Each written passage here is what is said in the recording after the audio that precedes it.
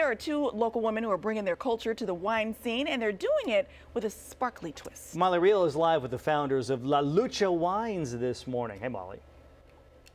Hey guys, yes, so I am at Lucha Wines in Midtown, or in near Southside Park. This is a wine bar, fairly new. It celebrates diversity in wine, wines with soul. And so I was here not long ago and I said, I need a bottle of bubbles for a celebration. And Melissa, the owner, handed me this right there, which first of all, I am a label girly, so that spoke to me. But then she started telling me about the owners, about the story behind it. And I said, wow, I need to come back and do a story on this. So these are the founders of La Lucha Wines. This is Gabriela Fernandez and Cynthia Cisneros. Cynthia, a restaurateur in Napa, a sipfluencer, wine enthusiast, recently named her Future 40, the first Latina on the cover of Wine Enthusiast. So I want to hear a little bit about the two of you so people can kind of get a sense of how special this wine is. Let's start with you, Cynthia. Yeah, so I own La Cheve Bakery and Brews out in Napa, and I'm working on opening up a second location called Con Amor Botanas y Tequila in downtown Napa. And yeah, so that's a little bit about me. Yeah, La Cheve meaning beer. You are a beer girl, but you needed some sparklies. Yes. You have mimosa program, and you needed bubbles, and you're really thoughtful about where you source. You wanted maybe minority-owned, women-owned. That didn't exist so far. So here it is. Okay, so let's hear a little bit about you, Gabriela. Yeah, so if it doesn't exist, let's build our own table. And that's really what space I've operated in, both in the corporate wine world. I was born and raised into it. My dad was a farm worker, and I've seen my entire family grow up in the industry. And so for myself, I've navigated the corporate space from a marketing perspective, but I'm also in media and broadcasting. So storytelling for me is really important.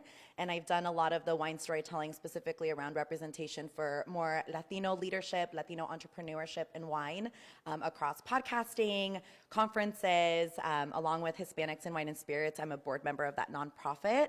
I've really tried to find spaces for us to curate more storytelling around Latinos in wine from all different facets and parts of the business in the industry. Okay, let's talk about La Lucha, the name of it. Yeah.